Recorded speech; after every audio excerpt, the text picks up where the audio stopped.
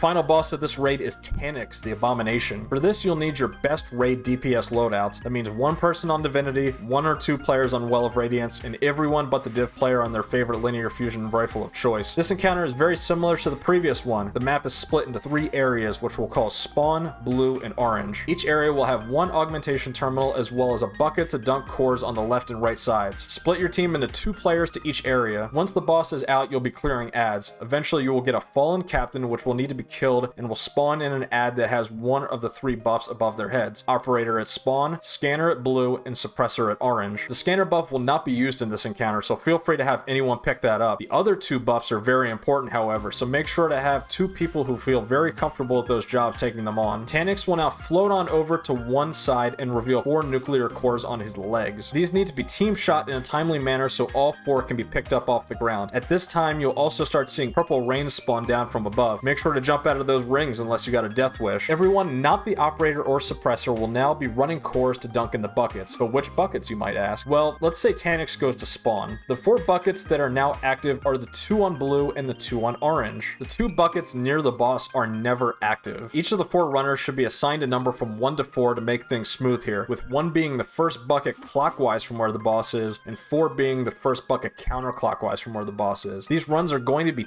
tight, so know where you're going before you pick up. Also, make sure you're picking up your ball from the ground and not stealing it from another player by mistake. As the runners are going, 2 players will be detained at random. These bubbles need to be shot in a timely manner by the operator so the runner doesn't die from radiation. Suppressor's job is basically the same as the last encounter, with each of the 3 zones having a set of beach balls to stand under to shoot the boss. Once stunned, the buckets will become active, but 1 buff will also be deactivated. So Suppressor will need to make sure both detains have happened already, because operator getting deactivated too early will result in you losing a res token and potentially a wipe. Once everyone is dunked, make sure to bank your deactivated buff and get ready for damage phase. Damage phase is pretty straightforward. The boss will head to the middle of the arena with 2 rings of trash flying around him. You'll need to stand in between these 2 rings in order to do damage. Look before you cross the road, as this trash is a 1-shot kill if it hits you. Plant your well and get divinity on him as soon as possible. The crit bubble will spawn underneath the boss himself, so you have no excuse not to hit all your shots. After a few seconds, he will boop you outside the rings, at which point jump back in and keep doing damage. You get 3 shots at DPS here, and honestly, this is a pretty easy 1 phase to hit. If by chance you don't 1 phase, just grab your buffs and have everyone clear ads back where they all started. Then rinse and repeat until final stand. Final stand will have the boss teleport between the 3 zones with purple rain coming down from above. Call out his location and DPS him until he explodes. With that, you have completed Deep Stone Crypt. Congratulations and good luck on your Eyes of Tomorrow drop.